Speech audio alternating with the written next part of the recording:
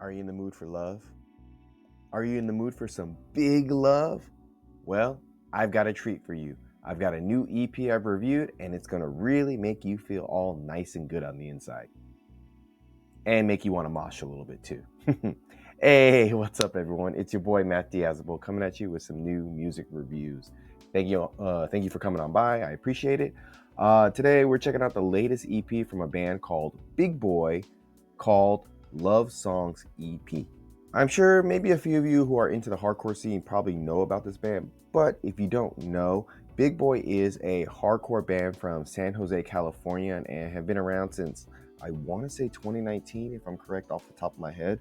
If not 2018, they're a relatively new band, and they've put out like a bunch of EPs and demos. They've never put out a full-length album.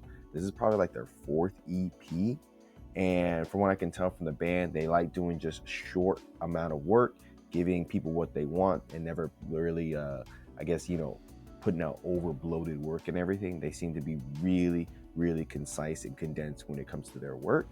And I've heard a few of their songs before, but I've never actually listened to any of their EPs. So this is my first time actually diving into the band. And I have seen them a bunch of times live, and people really go nuts for them.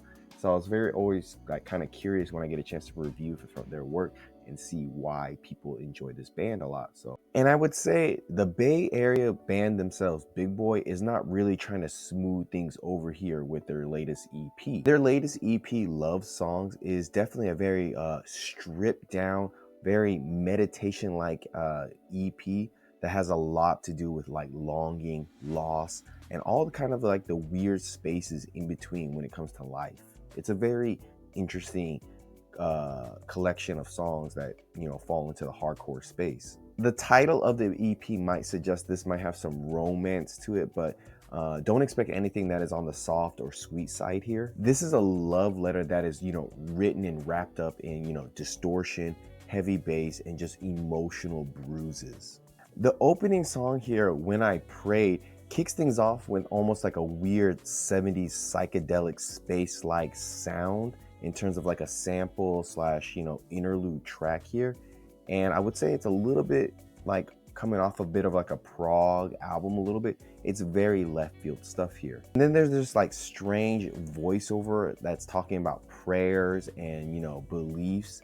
And it gives the track a very, what am I saying?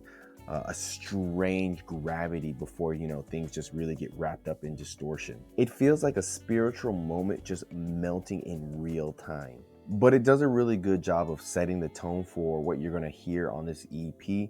Something that's, unusual yet unsettling at the same time. So I want to play a small clip of the intro for you, When I Pray, just to get a sense of just the weirdness of this sample and interlude they have here.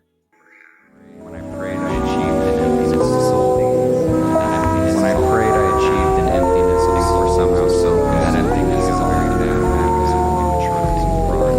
That experience somehow so good. Very, very surreal. Mystifying, kind of comes in with some really grimy, down-tuned riffs and very minimal drums that really just punch through the haze of the song. Vocals are a little bit higher in the mix and have a very clear sound to them. And maybe they're not always, perfectly balanced with, the instrumentation of the other band members, but they flow with really good ease and purpose to them. The song feels very skeletal here. It's a very bare bones song. And just when you think it might go a little bit deeper, they kind of close things out with a sample clip here that just leaves you hanging in both a good and bad way, because I feel like they could have done a little bit more with the song because it's a very, very intriguing sound that they're making here. And I would say if the first two songs were like a storm slowly like forming, 365 is where things really start to break open and like the storm really kicks off. There's a crunchy and deep feeling you get from the riffs on this track, and then the emotional weight that the vocals are bringing here, it's quite palpable. You can really like feel it. It's slow burning and miserable in a beautiful way. And especially with how the bass feels like it's dragging you through the dirt. Nothing very complex, but just a lot of pressure and feeling with this track. So I want to play a clip of 365 so you get a sense of just the like simple heaviness that they're bringing here.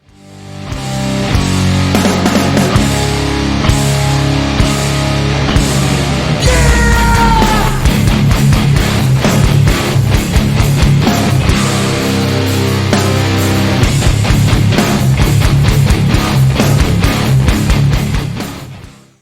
Not a lot is being done there, but so much is being done. And that same simplicity works on the next track, Now, where the vocals carry a weird sense of cracked conviction here.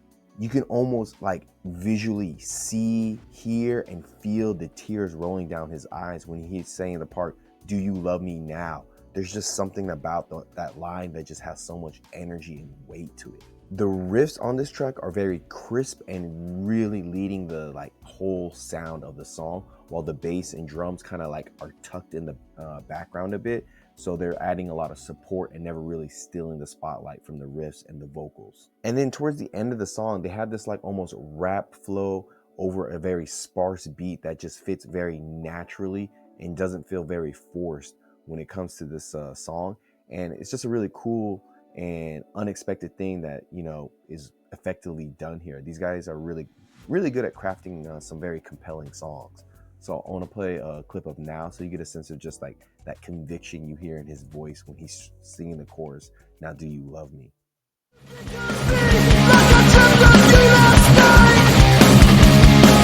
said you loved me before. Do you love me now?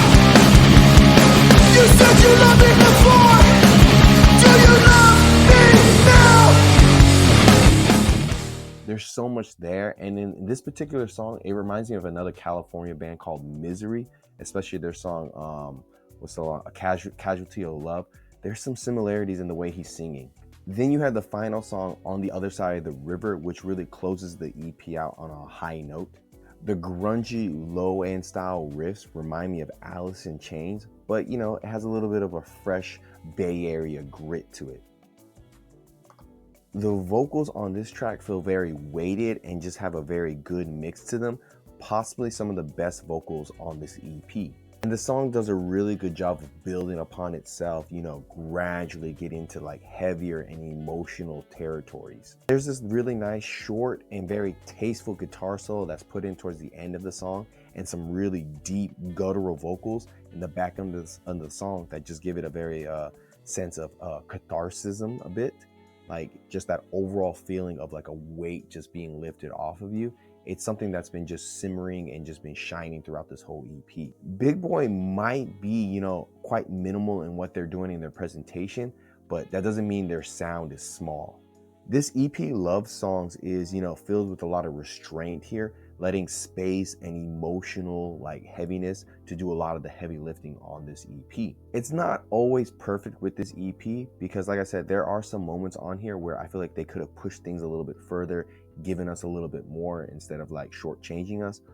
But you know, that restraint that they have on this EP is really nice and kind of gives it an overall charm that you don't see elsewhere. I feel like these aren't like love songs in like the traditional sense of making love songs. These feel like personal love songs to like really help you, you know, continue through your day, whether, you know, you want to scream at yourself in the mirror or just shout to the void. It feels like personal like love to yourself and try and like push your way through the day. So it's very, very personal sound and lyrics here, I think. Overall, I would say Love Songs is, you know, heavy, haunted, and just deeply Bay Area stuff. I think Big Boy is doing a good job of living up to that, you know, whole less is more here. They're not doing a lot, but they're doing so much at the same time. So I really kind of understand why everyone really enjoys them and talks about them and just goes crazy for them when they see them live. So this latest EP from Big Boy, I would have to give it a nice and decent 8 out of 10.